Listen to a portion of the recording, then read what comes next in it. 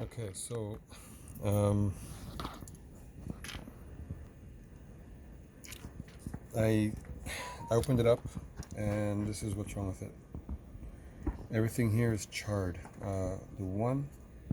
These two side ones here, and the bottom here is charred.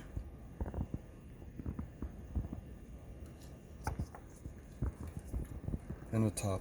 So all these all these cables here are all charred. I know the switch was giving me a problem. Every time I would open it, it wouldn't shut down properly. I'd always hear like a fizzle, and I'm assuming this is why. I'm assuming I need a new switch, which is a problem here, like the new switch panel here, or whatever you want to call it.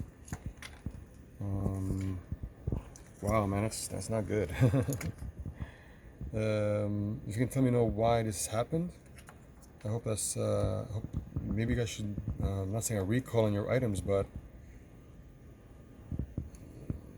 I'm not sure if I should message this to Amazon about this. But that's not good. You got all switches here, all burnt out.